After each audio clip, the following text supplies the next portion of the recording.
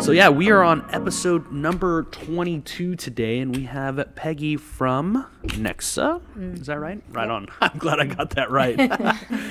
Just so much things going on, and we were kind of talking off the podcast, like funniest story. We're obviously not going to get into details of that, but yeah, no, we kind of went over some stuff like that, and yeah. Anyway, so yeah, we have Ashley as our co-host, and obviously this is AJ as well. So yeah, welcome to the podcast. Thank you. Yes, we're happy to have you on. Yeah, we kind of briefly talked on yesterday, so we were like, hey, we're going to see you tomorrow. And I'm like, I wasn't told that it was going to be today, but that's fine. So we got it all dialed in, and we're ready to record and get another episode out. So tell us a little bit about yourself. My name is Peggi Sahota. I am with Nexa Mortgage. That's what, as far as a job. I am a mother. Excuse me. A wife and a daughter. I have been in doing loans since about 2013. Okay. I am retired from the Federal Bureau of Prisons, so I did a little over 22 years in corrections. Okay. Prior to that. My son is a senior this year. Senior in high school? Yeah. So going through all that emotional part of, having that go on right now. It's a lot. And then your daughter? Yeah, and I have a daughter. She's older. So my kids are 18 years apart. Oh, wow. Yeah. So, and then my granddaughter is 16. Okay. So her and my son are only 18 months apart. Oh, okay. So even though it's her uncle, right. They're like grew siblings. Yeah, yeah. So, yeah. Well, very cool. Well, also, her son has become quite the basketball star at Stone really? Ridge. Yes. Oh, okay. So tell us about that journey, because it's pretty cool. Yes, it was quite a journey. So my son has always loved basketball, and when he got into high school, it was like, no more soccer, only basketball, going to focus on basketball. Right on. Was on JV his freshman year, and then on varsity his sophomore and his junior year. But he was not getting the coaching he needed there at all. I mean, we were having him get private lessons and stuff, but he just was not getting what he needed, and I felt the coach was holding him back. So Stone Ridge has a great program over there. So he came to me and said, I want to transfer to Stone Ridge. And it was right after spring break. So it was right this time last year. Oh, okay. Right? So this is like this year, or like this past school year. Yeah, it's been very recent. Wow. Yeah.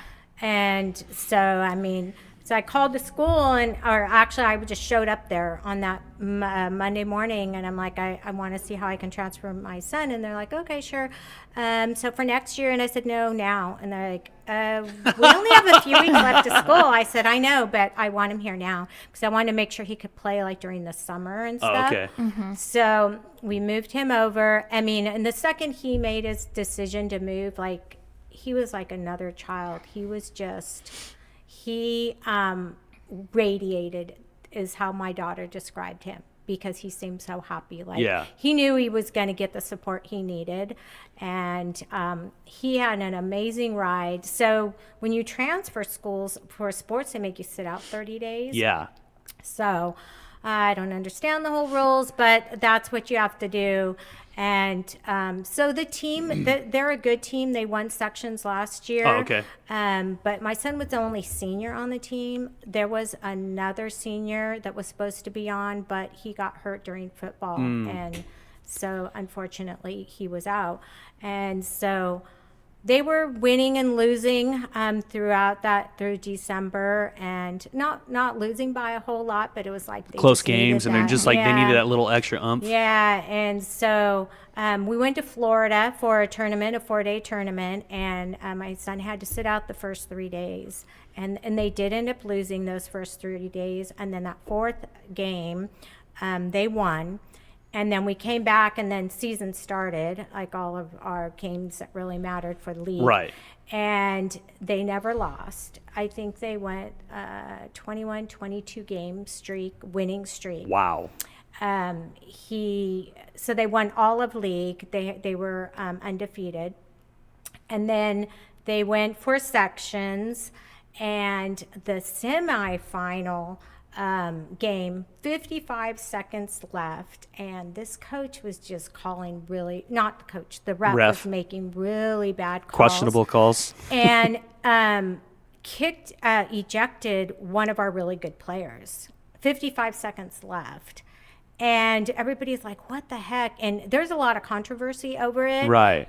They actually had podcasters talking about it because people had the film and they're replaying everything. And they're like, no, he did not do what the coach or what the ref had said. Right. But, and we even fought it. The school went to CIF. CIF gave the video to the ref. And he said, no, I'm not. Call stands on the field. Yeah. So what happened, he wasn't able to play in the section championship game on the Kings Stadium. Like they were playing, on an NBA court. Yeah. Something like every kid dreams of. Right. Yeah, right. Absolutely. And so the coach told my son, like, you gotta step it up. Like you gotta play for you and DJ. And he's like, okay. And so they got on that court. It started out a little bit slow, but then he had this buzzard beater three-pointer, NBA three-pointer, like almost a foot behind that NBA line, right at the halftime, and everyone went crazy. They ended up winning 49 to I think it was like 43. He made 25 of those 49 points. Wow. Yeah, he's good. That's impressive. He got MVP. As he should. Yes, Especially with half the points is your son. So yeah, and we had one of our cousins was watching it on Max Prep, so he sent us the recording. We didn't even know what was going on. Oh, wow. Because as soon as the game is over, they take all the kids for the media room, and they're like, yeah, I think he got MVP because he had his headset on and they were interviewing him, and then he got interviewed by some other people. that's pretty cool. Yeah, and then he was on ABC News, our ABC News that evening. My granddaughter's boyfriend had sent us a recording of that, which was really cool. That's cool. And then he got Sacramento Max Preps Athlete of the Week the next week. Oh, wow. That's awesome. Yeah. So then they went for state.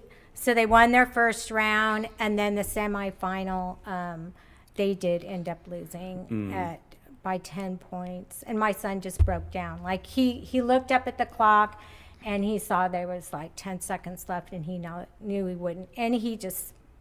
Yeah. No, I know the emotions when it comes to sports. I played football and baseball. Played a little bit of basketball, but like it was mainly my two sports were football and baseball. So and it's one of those defeating feelings. Like the clock is running out. There's no way that you can catch up, and it's just like all the emotions hit. It's like, man, this sucks, especially when it's a playoff game. But regular season game doesn't sting as bad. But when it's the playoffs and like you get bounced, Those like that's tournament games. Yeah, those are the rough days. So Yeah, just like the final, well, it wasn't the final. Well, I guess the final four, but the two games the other night. Right. Like I saw those players from Houston, like they just lost it. You know? Yeah. They're on the court, and I'm like, oh, that's a flashback. Yeah. Yeah. Well, if he goes pro, we did have his mom on our podcast first. Right. We can say that. Or even if he goes to college ball, that's still an accomplishment because I know it was my dad who said that. It was like, yeah, you don't have to go pro, but if you go to college, that's a huge accomplishment. Even to make college. Yeah, it's a huge accomplishment because I remember having conversations with my dad about like baseball because baseball was my favorite sport, like playing or growing up as I was playing. It's still one of my favorite sports too to this day. And that was the one thing. It's like, yeah, if you can just get to college, like doors open up like completely. Like whether you make it to the pros or you don't, like making it to college and playing college ball is a huge accomplishment.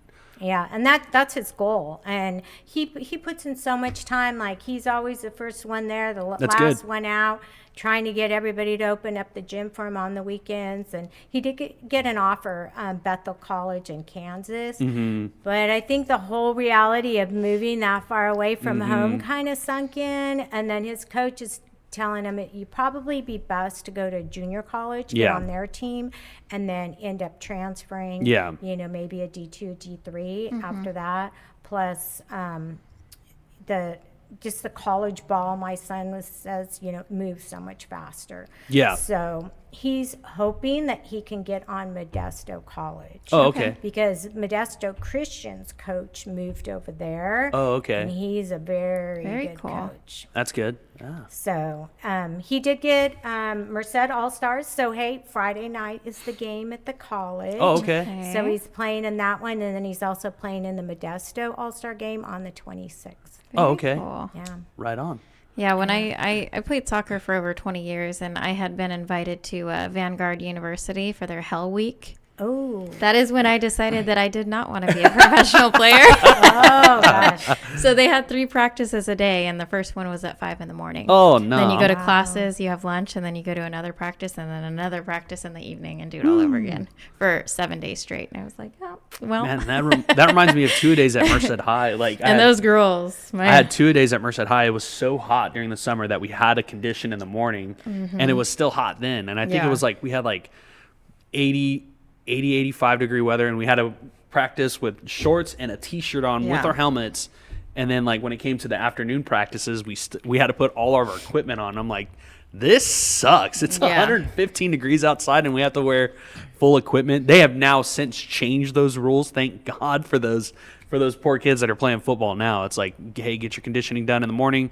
You put pads, light practice pads now. I think that's what it is now. So, but yeah, it's completely changed since then. I think when I was a kid, I remember a few pro football players passing away from heat stroke. So that was the biggest concern. And once that came out, I think that was my sophomore, junior year. And then few years after that, they're like, hey, we're changing all the rules, make sure our kids are safe and stuff like that. So see, basketball courts, they have AC. Yeah. That's the best part of it for parents. Yeah, so that's amazing. Yeah, that's what's awesome about at least you chose a sport you can be comfortable in the stands. Definitely. Soccer's bad too. Soccer's when bad we too. used to play soccer, oh my God, it's raining I dare argue that soccer's probably worse than football when it comes to that, because from what I've read, those pro soccer players run minimum 5 miles. It's true.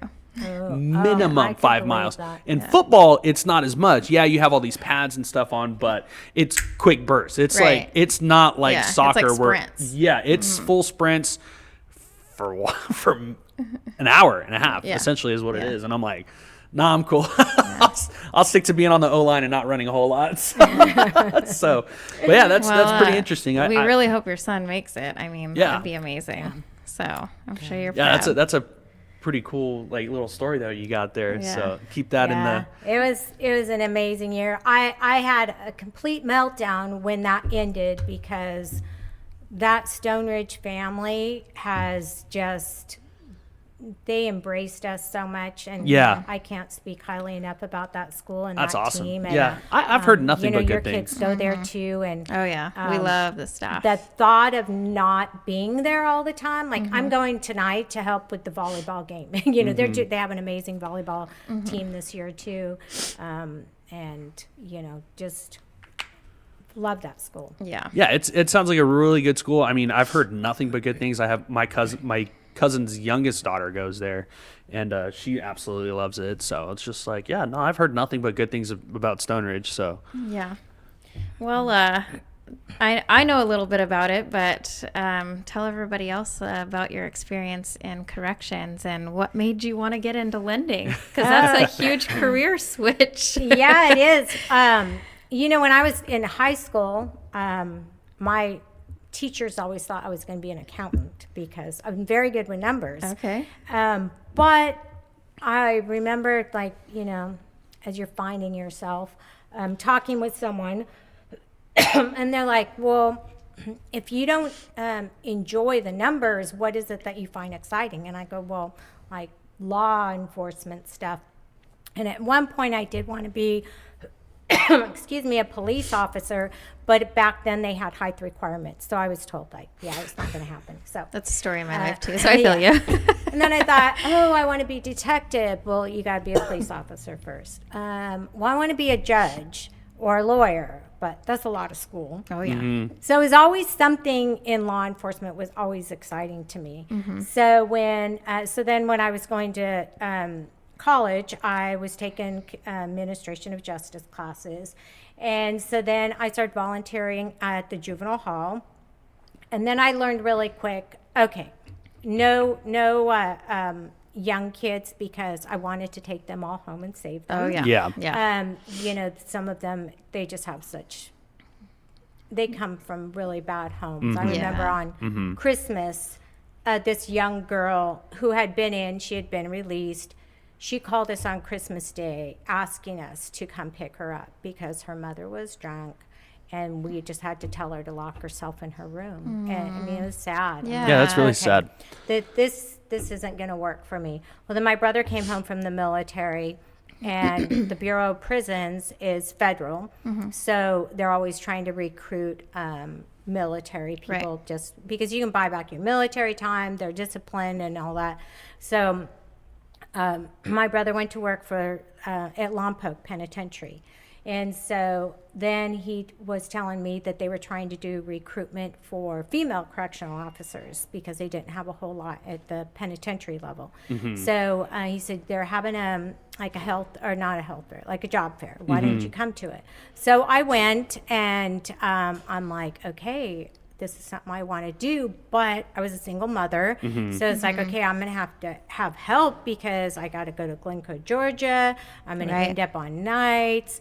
And so I asked my family and my daughter's, her dad's family, and they're like, yeah, we'll all support you. So I applied and I got picked up. And so in January of 1994, I started with the Bureau. And so it was pretty cool the first couple of years because my brother worked there too. So we were both correctional officers together. So how was it walking in for the first time, though? Do you remember that day? I had been hanging out with some of the guys already because of my brother being there. And then he was on SORT.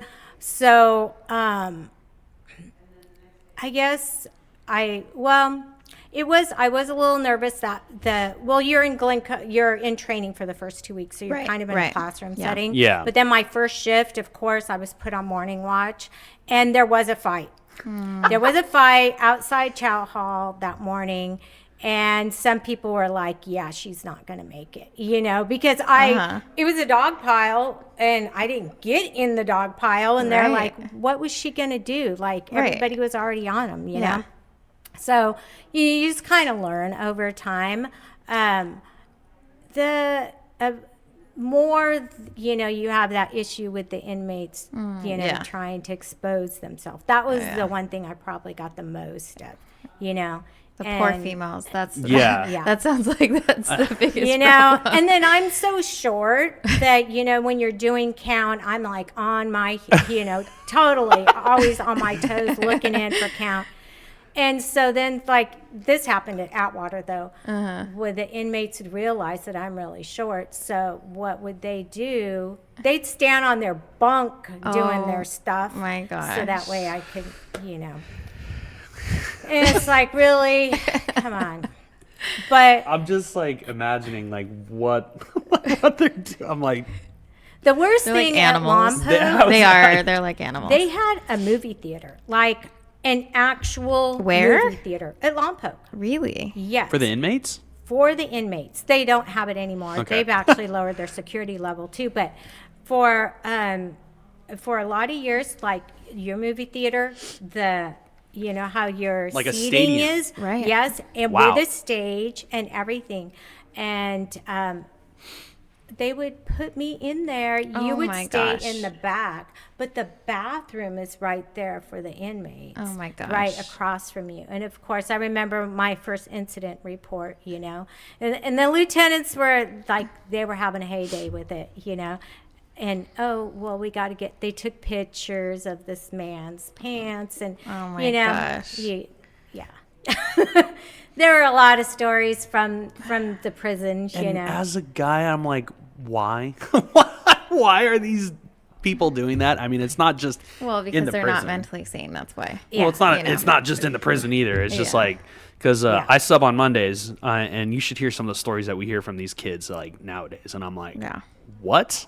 What did they do? They did Why my what? kids go to Stone Ridge. Yeah. And I'm like, so I kind of have that, like, that relation with the kids, because I get, like, some of the bad, I get a majority of the bad kids that are, like, in the gang life and stuff like that. I actually had one student run away from a sheriff or a deputy, and he was actually shot and killed by the deputy. Oh my. Yeah, and that happened on my birthday. So, like, I'm like, and that day, like, I saw him on a Wednesday, and he's like, hey, I'm getting my bracelet off. I was like, all right, you got to stay out of trouble, man. I don't want to see anything in the news or anything like that, or I come in on Monday and you're back in the hall, or I don't want to see any of that. He's like, all right, for sure, Mr. V, I promise I won't do that.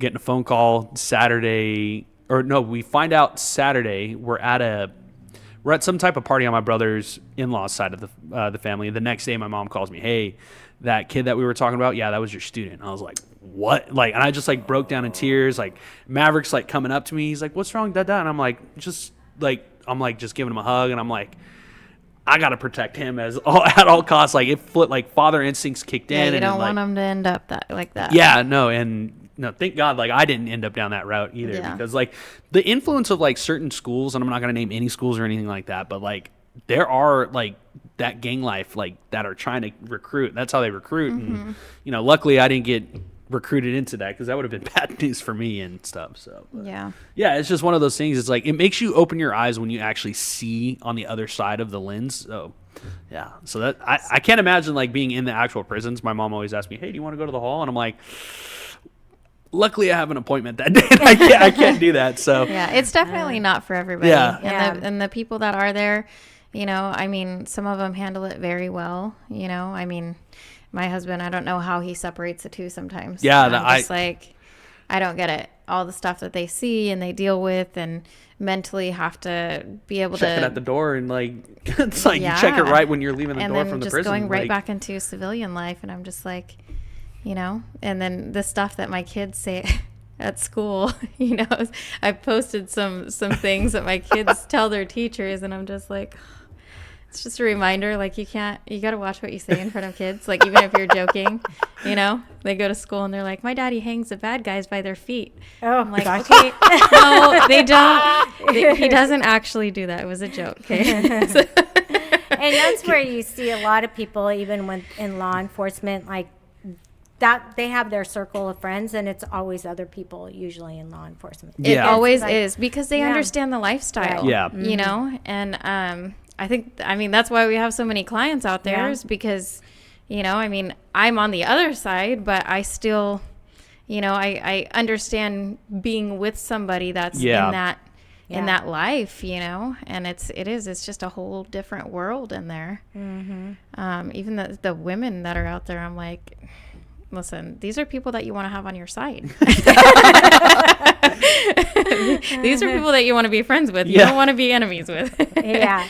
That's so true, because my mom always They like, are. my mom always said, they, like, all these students are, like, very comfortable talking to my mother for whatever reason. They're like, what? I think she had one student get stabbed in the parking lot, and was like, hey, Miss Shelley, I've been stabbed. And she's like, well, did you call 911? No, I thought to call you first. I'm like, dude, you're bleeding out. Call 911. Like, what are you doing? Like, he ended up being fine, but it was just like, well, he ended up being fine for that time being. Like, they were able to save him and all that. But, like, later down the road, he did get offed. So, which is kind of like, and my mom's telling me stories. I'm like, all right, Mom, you got to check the thug at the door. Like, we don't need to hear these stories. So she's heard some stories, and it's pretty crazy, like, what happens when they get hooked into that. So, like, What was your favorite institution that you worked at?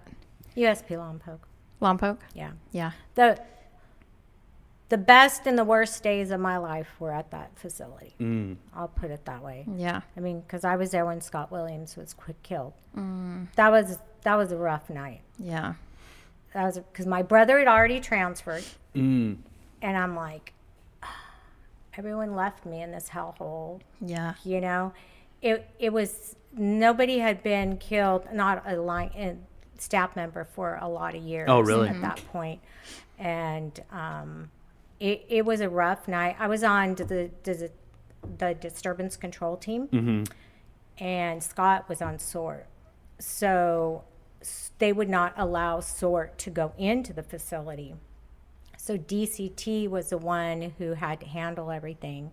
So we're the ones that had to move the inmates, and just walking back and forth in front of the blood, and he died, but there were 3 other staff members that were stabbed. And we had just come off of a lockdown.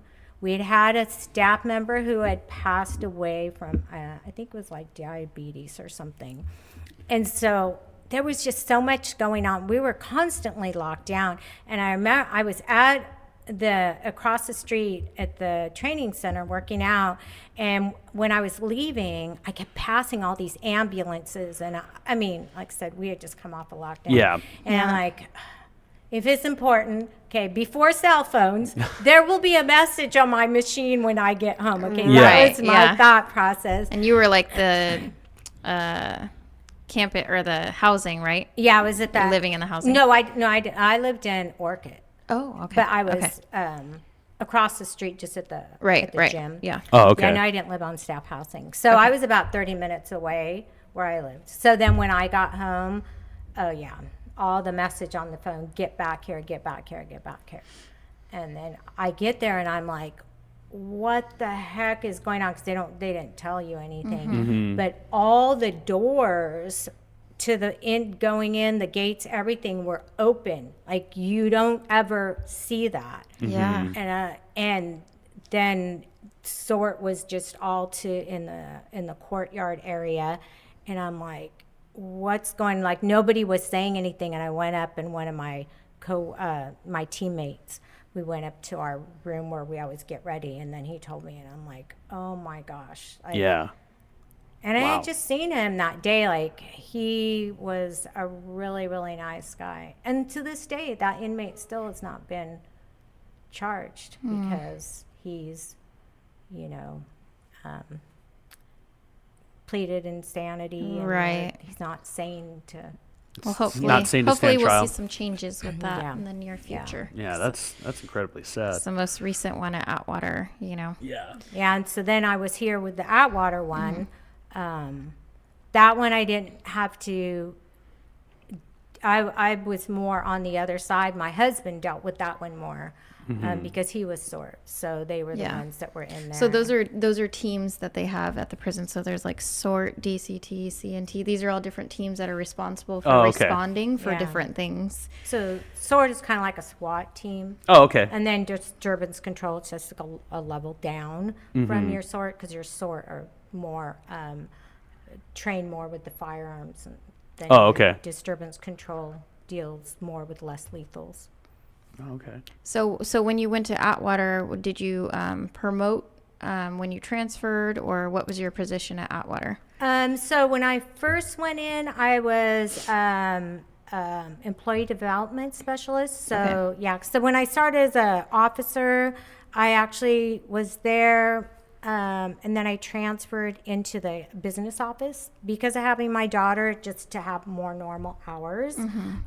But the nice thing with the Bureau, I guess it's a nice thing, you're still considered law enforcement. And then, like I was still on DCT, still, unlike with the state system, like you still respond to body alarms and everything. So I did 3 years at Lompoc, then I went to Inglewood. And so that one, I ended up having, because of the transfer, I stepped down, worked in psychology and religious services there. I was there for 18 months. And then I went to Victorville on a promotion there and activated Victorville. Worked in psychology, religious services, and ran their volunteer program. And then after 18 months, then I went up to activate Victorville. So I was in the training department. And then they ended up merging training and HR. So then I ended up in the human resources side. Okay. Yeah. And then out of Atwater, you retired out of Atwater, right? Yeah. Politics were starting to get pretty bad, with any corporation or anything, Right. And I was like, this is not something that so we have mandatory retirement at age 57. And because I went in when I was 27, I was eligible to retire when I turned 50. So, nice. At about 48, I'm like, okay, yeah, I'm going to leave at I got 50. 2 years more of Yeah. this. I'm going to go get my real estate license was Okay. my original plan.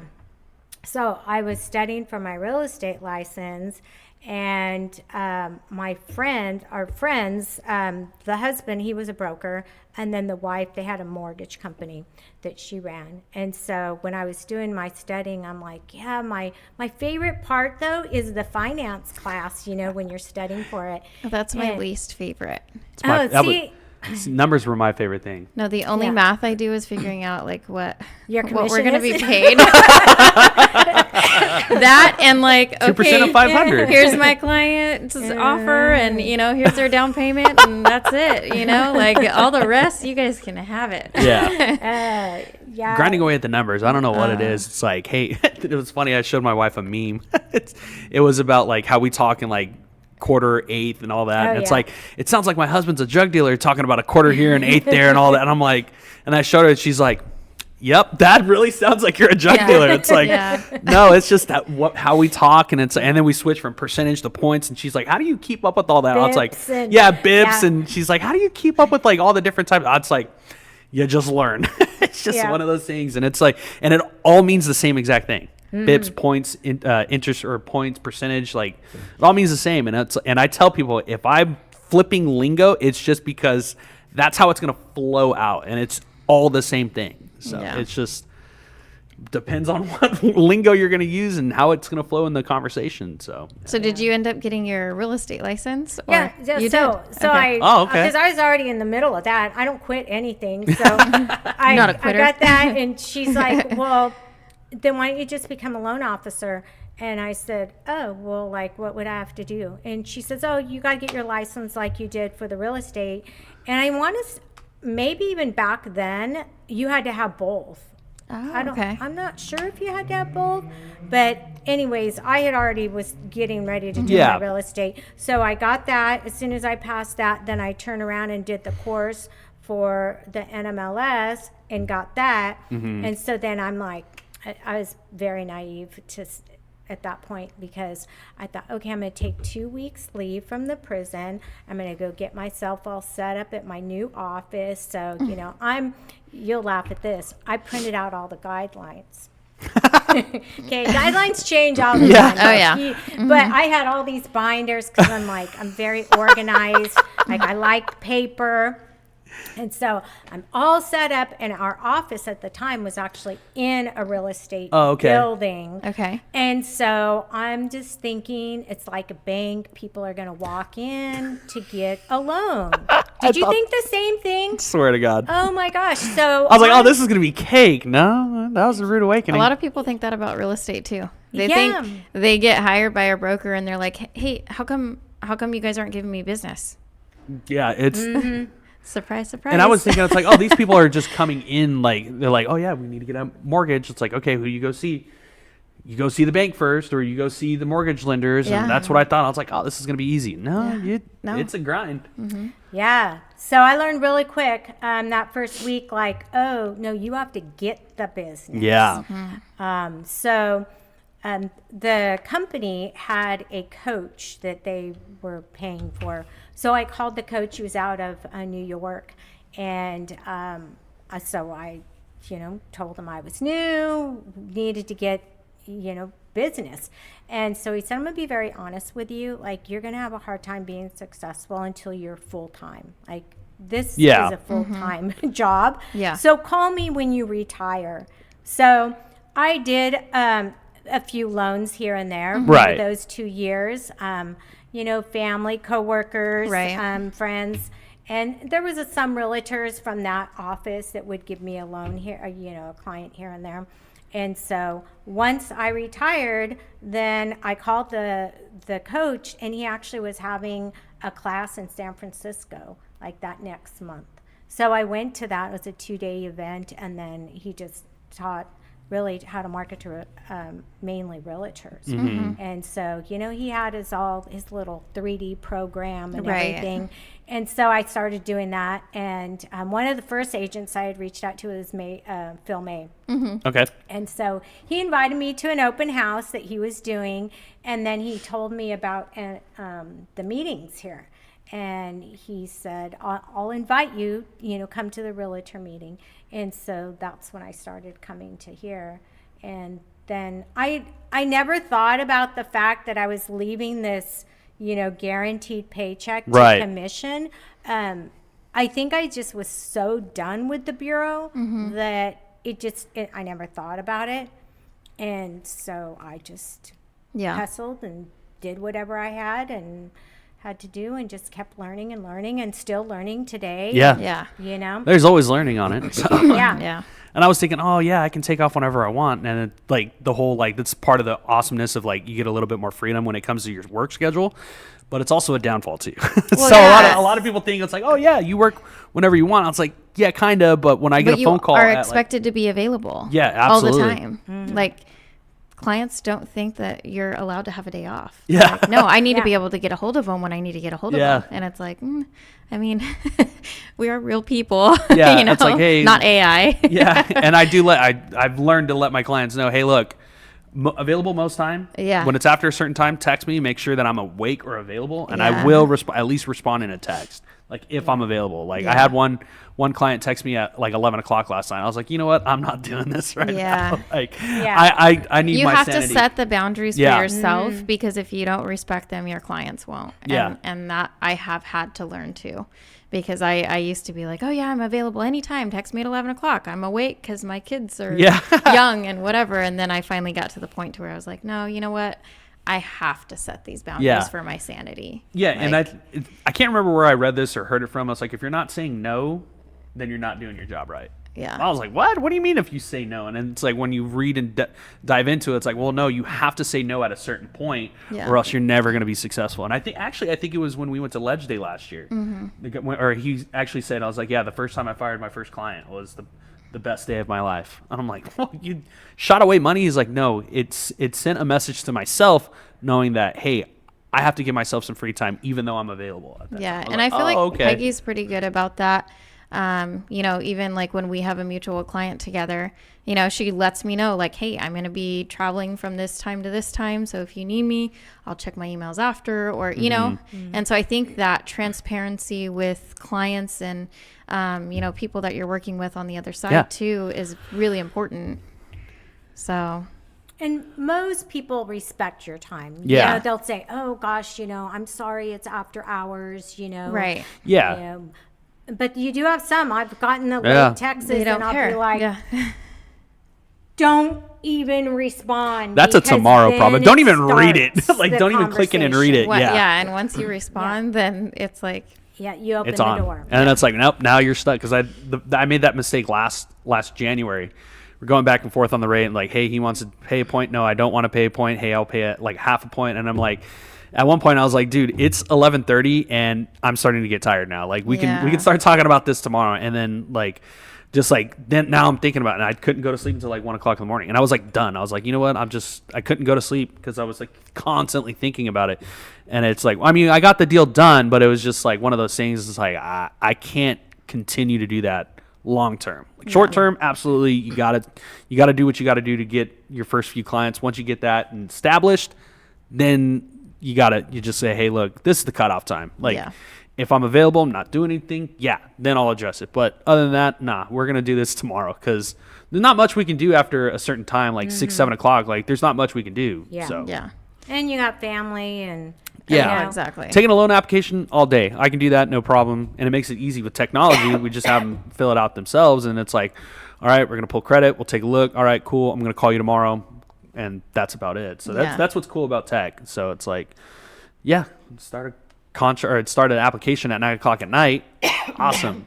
I'll talk to you tomorrow. Yeah. So you were with American Pacific Mortgage for a while and then switched over to Nexa. So Tell us about your new company and what that experience was like. Yeah, that was a big change. American Pacific Mortgage, that was a direct lender. Okay. The only place I had ever been, so really didn't know anything else. And I, really wasn't trying to go or looking to go anywhere else. But then someone from Nexa, Casey, had approached me, and he's like, how come you haven't come over to the broker world yet? With the rates being higher, that's what most people come over to the broker world. I'm like, yeah, no, I can't go anywhere. I'm going to stay here. And then afterwards, he kind of told me about Nexa a little bit and said, well, if you ever change your mind, you could come listen to, we do these calls on Thursdays. And then was explaining to me how it works. And, really there's no middle management with the company at all. There's just a CEO. He used to be a loan officer and built this company. And I'm like, okay, let me check a little bit more into this. Like, why am I telling myself I can't move? And so I just went on to YouTube because I didn't want to wait till Thursday for the call. And all these people had all these recordings about Nexa. And I'm like, okay, now I'm very interested. So I talked to my husband, and he's like, hey, you do whatever you need to for your business. And I had to teach myself how to do loans. Like, where I'm at, like the manager was at, she had never done a loan before. So it's not like, you have a mentor. And if I had any questions, I had nobody to go to. It was a very small branch. And so, and the rates, we charge 1% origination, which I never liked that. Especially if you have a higher price loan. Right. It's like, wow, gosh, you get that loan estimate. It's like, oh, everybody's already struggling. Yeah. And so, and then, Casey was showing me rates. And so he actually gave me access so I could go in and check the rates. You're a broker. Nexa is a broker. So you have tons of different lenders. So you're just pricing out loans. And I'm like, wait a minute, no origination and a lower interest rate. I always want what's best for my clients. So I'm like, okay, yeah, I got to really check this out. And once I did, within a few weeks, I'm like, no, I need to make this move. Yeah. Yeah. So I love it. I love the company. They help you grow too, the way they have what's called Nexa 100. So UWM being one of their lenders. So they'll give you extra money that it doesn't go in your paycheck, but in a sense it does, because it gets put on your ledger and you use it for any marketing. For growing your business. Okay. So I have a lot of subscriptions that I pay for my clients, and mortgage coach, home bot, and like our event that we're doing together. I can use that money to awesome. go out there for. Okay.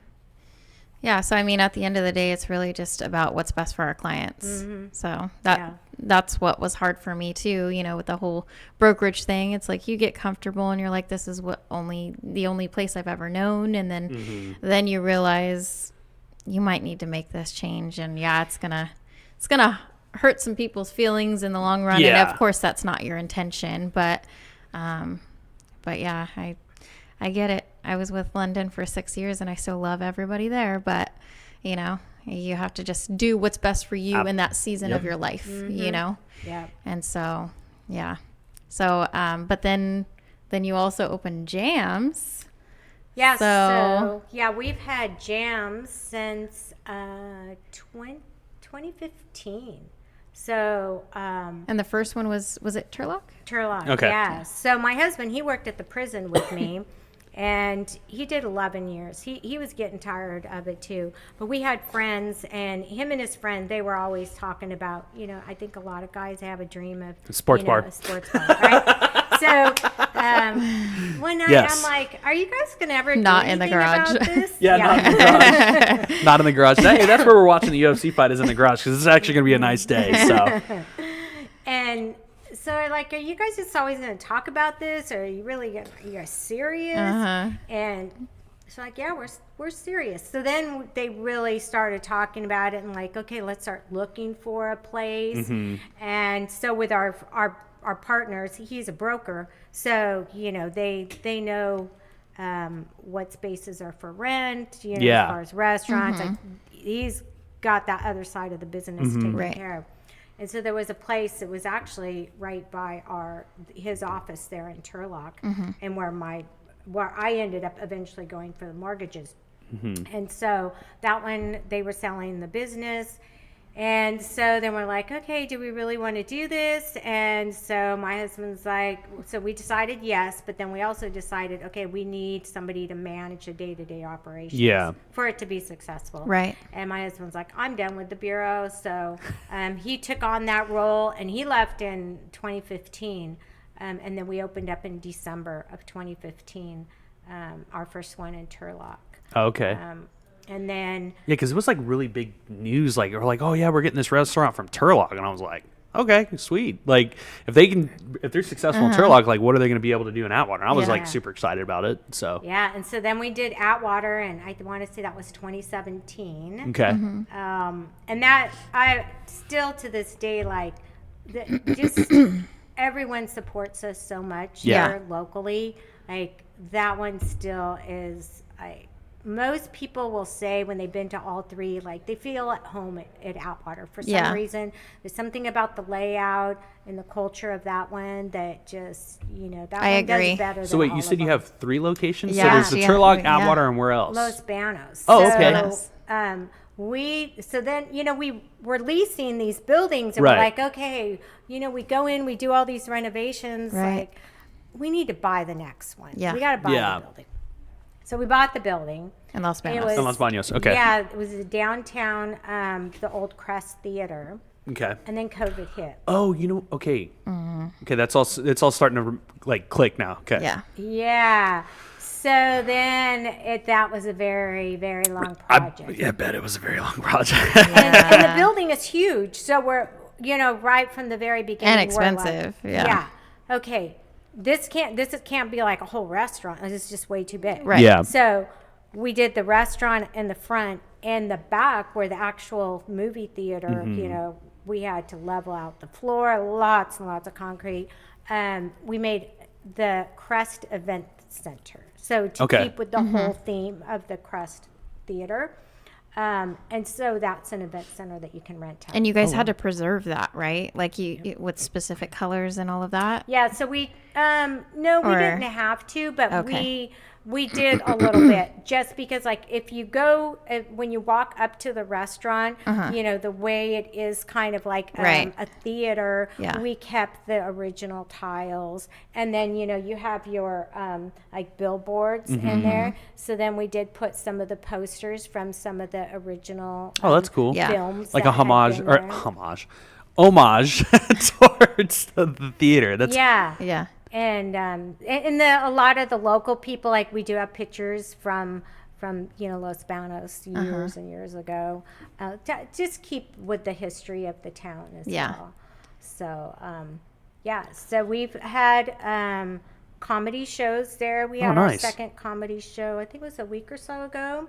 They've had Latino night. We've had some weddings, some birthday parties. Okay. Yeah. Cool. Yeah.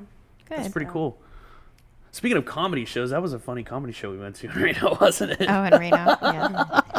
Yeah. No, I'm a fan of comedy shows, so you got to let us know when that next one is. Maybe we can pop in if there's nothing scheduled for that day. I love comedy shows. Like, like nothing makes a day better as like put me in a good mood as if there's something that just like hilariously happens, even if it's like bad and it's like I just think it's funny. Like, I'll just laugh. Like, there was this one, it's kind of messed up, but it's still funny to me. But me and my wife were on our anniversary date. Like, it was our wedding anniversary. We go to a Sharks game and we just see this guy. He had his hands in his pocket, not paying attention. He just trips and just like boom. And I'm like, oh my! I was like, he got up and I was like, okay, he's good. So I just started laughing and my wife's like slapping me like, don't you laugh, that's not funny. I was like he torpedoed right into the ground. Like, that was awesome, but I'm glad he's okay. Like, I went up and made sure that he was good, and once I found that out, I was like, okay, I can laugh a little bit because I thought because he hit Sucks to be you. Yeah, no, but I mean that's just kind of the humor that I have. So it is what it is. But yeah, what else do we have on the questions that we got in there? What we got through a lot of them. That's it. But yeah, so I was, as far as jams goes, do you guys have any plans of opening additional locations in the near future? Have you talked about that? We always talk about, you always want to keep growing. Right. Someday, the ultimate goal is to be a franchise. Yeah. Yeah. So, do we have anything in sight right now? No. Right now we're just making sure Los Banos gets going. Yeah. Make on it the right profitable track, and all that. Yeah. Getting that event center going. I think we are interviewing for an event coordinator. Oh, okay. So if you know someone, I don't know that we've hired anybody. So we have someone right now, but she's trying to transition out of it. So. Gotcha. Oh, okay. Gotcha. Okay. Yeah. I'll keep that in mind if there's any event coordinators out there. And if there's any event coordinators listening to this podcast, you can contact Peggy. So what do you see the projections for this year and what we might see? And then this could be like, what did you have in mind with that? With the lending side of it? Yeah, with the lending side of thing. I mean, what are you guys hoping to see is like on the brokerage side? Well, I'll just address what the elephant in the room always with everyone is rates, like where are rates going, Right. And, all of your economists would have told you last year that we would hopefully be close to the fives. Then the rates come out today. Yeah. But then Hey, you know what? We were at Friday, they 5.99 last week, and now it's like So, last Awesome 2 Friday was days. a great day. Right. And then all of a sudden now we're bad again. These tariffs are kind of throwing everything all over the place. Yeah, so that's the biggest elephant in the room is the tariffs and what the negotiation tactics of it are. My personal opinion, it's going to suck for like a couple weeks, but I think once we see the rebound, which 9 of the last 10 recessions or anything like that, all have come back within 2 to 3 months. There's only been one time where it took 18 months for it to actually bounce back above before the crash started. So it's only happened one time out of the 10 other times. So And recessions historically have usually been good for interest rates. So now just everything's expensive. No, I know. And it's like nothing is going down. Larissa posted something like, She did. because we're in a recession doesn't mean that you're not going to get equity on your home, which is very true. Well, prices are still continuing to increase. Yeah, that's the thing. I mean, was crazy. Like in 2020 to 2022, rates were dropping, prices were going up, and then like once it started picking back up, rates were going up, and prices were still going up because they couldn't keep houses on the market for too long. Like if you got a listing, that was being sold within 2 days. Yeah. Like and Ashley, being the expert here on this, the reason is the low inventory. Like they stopped building the homes after the crash. Yeah. And people don't realize that it will take years. It will to for even us be to able to make- catch up with that and recover. Yeah. For the amount absolutely. of millennials that are eligible to buy homes and it's the whole supply and demand. Yeah, and I don't mean to be morbid, but baby boomers are starting to get a little bit older. They're starting to, go on the other side of the hill, and it's like that will help out, but not to where the point where there's so many millennials out there trying to buy a house. So it's kind of like we're kind of in a deficit right now, and I think I was watching the PBD podcast, and it said could take up to 5 years just to get back where we need to be. So if you don't buy now, you're kind of pay more later. So it's like, do you suck up and eat the payment in the front part and then wait for the rates to come down and refinance, or do you wait until you can, and it's never wait. It's never wait. Casey said it best. It's not timing the market, it's time in the market. Yeah. So the best question, and we'll end with this, that we get asked is, I'm waiting for the market to crash. Should I wait or should I buy now? What's your response on that? And it's going to be different for everybody. Yes. Right. Because it depends on your situation. If they're qualified and they're ready to go and they you just can are afford the payment. living in fear, right? How do you kind of talk clients off that ledge? Well, if they're already having that conversation with you, so they obviously want to buy. So it's just a matter of, giving them the statistics about what we have seen in the past, because nobody can really predict the future. Right. Like the client I was talking to you about beforehand, about talking 30 minutes over mortgage insurance, you know, and whether, you know, at what point would he be able to get rid of mortgage insurance, and how does property appreciate, and, you know, do I buy down the rate or do I not buy down the rate? Right. Yeah. And, you know, everyone's going to have their own comfort zone on, you know, do you buy it down? Do you not? Do you believe that things will get better or do you not? Like, Right. this is what they're saying is going to happen. But of course, But in nobody has a reality, what crystal actually ball. happens is completely different. Yeah. And my favorite thing to tell my clients is like, dude, if I had a crystal ball and can tell the future, do you think I would be doing mortgages right now?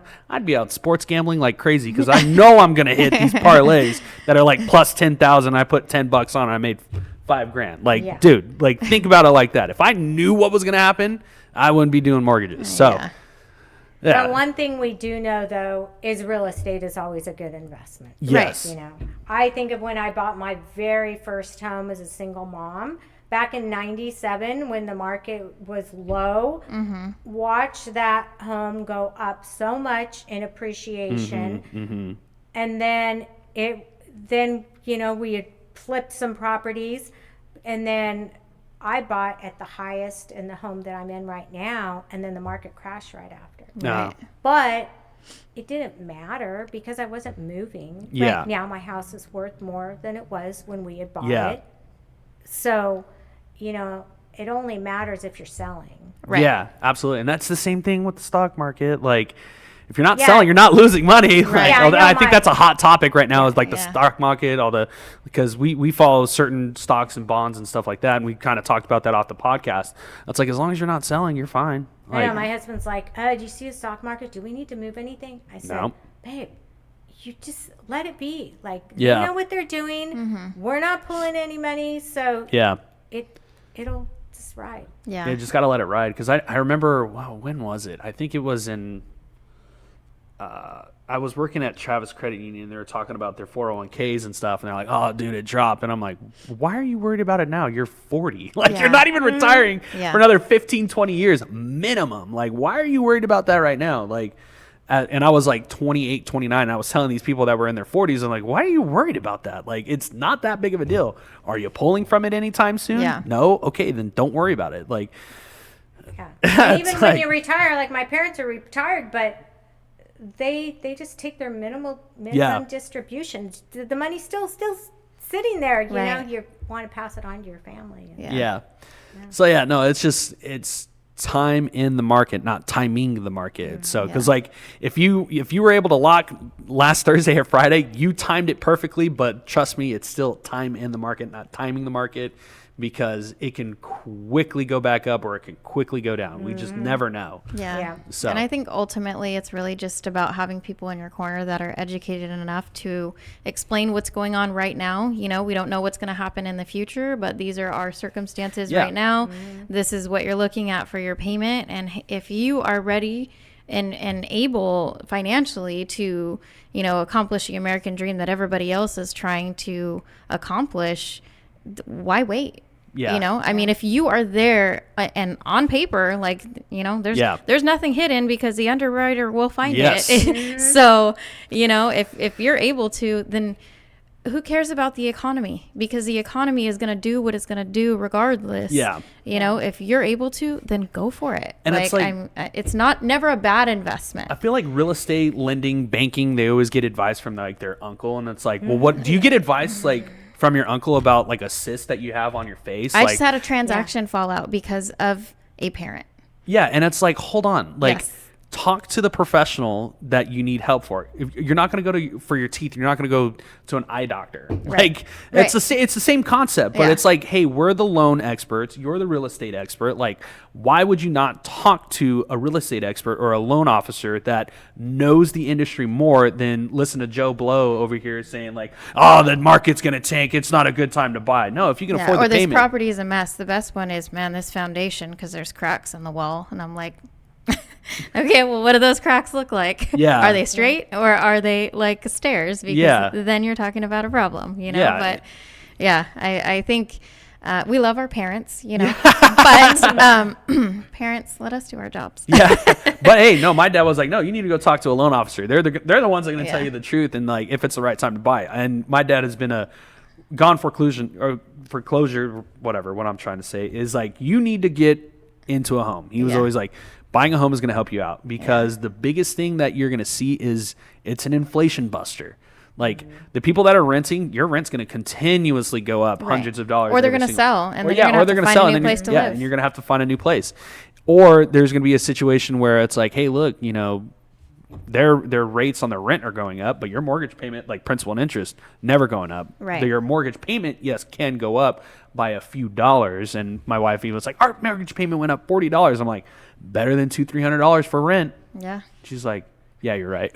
Yeah. Yeah, and that just means that your property appreciated and they increased your property taxes. Yeah. Right. Yeah, and you can't avoid that. Right. So they need to look into that, in my opinion. I know. But- They should be set at a certain amount and that's it. Yeah. Yeah. So And it should be like capped at a certain years. Mm-hmm. It's just my opinion. well, thank Anyway. you, Peggy. Well, thank and you, Paul. if you guys are looking to get pre-qualified, we got 2 great lenders here. Yes. And then also the food at Jams is amazing. So Yes. check them out anytime you guys have a chance. We do love So- jam. Me and my wife love jam. We actually want to do a podcast there at Yes. some point in time on the patio. Ooh. Yes. Oh, yeah, that would be great. Yeah. Yeah. So Yeah, What's your we don't favorite- need Wi-Fi. do so. some. Do What's some my fun favorite featured dish there? business. Okay, so I like it's the carnita stuffed jalapenos. those are really good. Yeah. And Those are one then of my favorites. the deep fried green beans, those are really good. The mozzarella sticks are amazing. Like, I don't know, I can't think of a bad food item there. Like, unless it's something that I don't particularly like personally, I wouldn't even try it. But I'm almost positive it's going to be good for somebody that does like that. Yeah, I went to Los Banos one time. Peggy's like, "Let me know how the service is." I didn't tell him I knew or nothing. I We need to just sat check there up on with my family. workers. But yeah, I usually get something spicy. Like, that's what me and my wife do. My father-in-law, he likes the voodoo burger. Oh, So yeah, yeah, I've that's had that I one too. like the presentation of it. Yeah, I It's, do it's too. really cool. So yeah, nothing. I'm getting hungry now, and it's lunchtime. So I know every time I have to do Well, our we'll menu have or to go to something, Jams. I'm looking through it and it makes me very hungry. yeah, pizza's good. I've had the wings there. Like I haven't had a bad item there that I can think of. Yeah, I don't think I have. yeah, me neither. Yeah, I need to go back there again. Hey, my birthday's coming up next in a couple weeks. Perfect. So. All right. Well, thank you Anyway, so much. Peggy, thank you We very much for being on the appreciate you. podcast. Yeah, Yeah. it was a pleasure. How can people reach you? Social medias, phone number, if you want to throw that out there. Yeah, phone number 209-756-5355. Mortgage or MTG Lady on Instagram. My website mortgagelady209.com. Right on. All right. Well, thank All right. you very Well, it's much. a pleasure. All right, thanks. All right. And until next time, we'll see you for episode number 23. And I believe we had a little bit of rescheduling for this podcast and Yeah. the one that was supposed to be before this one. We should be talking about the 7 habits of highly effective people. That should be the next one. Yeah. It's going to be with Hector and Patty. We're going to be talking about the book that we read, which is very good. Thank God I got pushed back because it gave me an extra week or two to get chapter 7, The Life of Having ADHD. So anyway, All right. until next time, we'll see you. Thanks, guys.